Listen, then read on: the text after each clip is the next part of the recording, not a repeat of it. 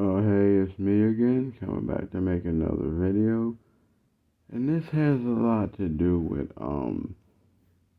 hell and heaven and what they both look like. Okay,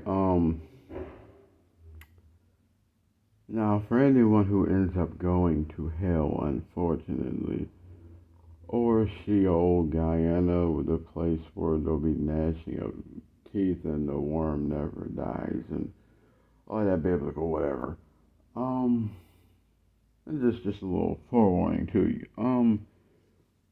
If you do happen to go to hell, a couple of things you should know. One, hell looks like Earth, but it looks like the chaotic version. Like, you wake up every day and all this chaos going on. Imagine that, but it don't end and there's no good in sight. God ain't nowhere around. All you're around is pain and suffering and agony, basically. And it's very dark depending on where you go. Or there could be light, but that light's a false reality or something that could have happened that didn't. Yeah. And then you see all types of different entities and things that look like people that are not people. And then you see different people getting put in different areas and down there because of the way they lived up here. And just in general, you see a lot of things. Like the stuff that people get punished for in hell is equivalent to what they did on earth, if not more. And I don't know if you ever read the book. It's called Dante's Inferno. It's basically about this Catholic named Dante who had a spiritual journey and he went to hell and he traveled down all 7 levels to see what it was like. And it's called Dante's Inferno. I'm just gonna spell it just in case you know. DANTE'/INFERON.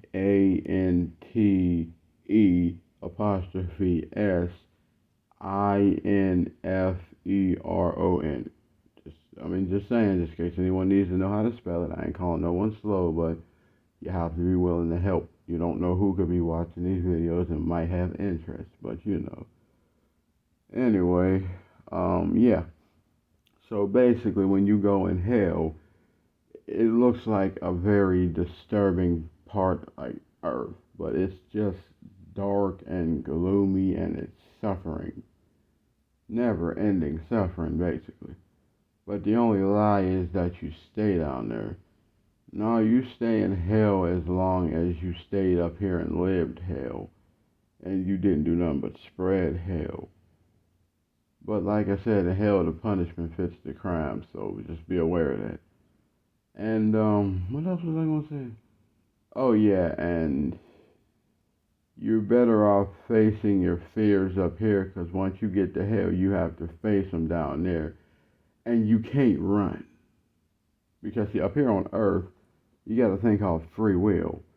So, say for example, you did something wrong to somebody, and you're not willing to face it up here because you can run from it. In hell, you can't run because no matter where you go, that depiction is right there, or that thing is right there. Like I said, your situation in hell can travel faster than you can. So you try to run from what you did, it's gonna get there before wherever you think you're gonna run, it's gonna get there before you and meet you there. Or say, for example, there's a certain thing that you might have, like a murder or something you may have committed, just any evil act that you did. When you go to hell, you have to keep re-seeing that. Because, A, you shouldn't have done it because the only one who takes life is the one who gave it, which is God. Because man takes human lives out of the selfishness of its own superiority of wanting to prove, you piss me off, I can take you off this earth. But in the end, you will have to answer for that and you will have to suffer for it. And the other thing is, unfortunately, people are unnecessarily scarred by other people. So things happen, but you still have to face that. Yes, that's bloodshed is one sin that even if you get forgiven, Oh, you still got to go to hell and pay for that. That's you took a human life. That is something beyond forgiving, really. Anyway, and you took someone off this earth that God had a specific purpose for, which is, ooh, the level of conceited arrogance behind that is not good.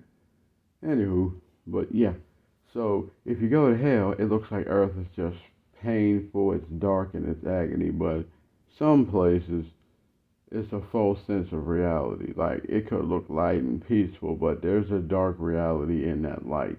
So, because remember, Lucifer, he was an angel of light till he got. Oh,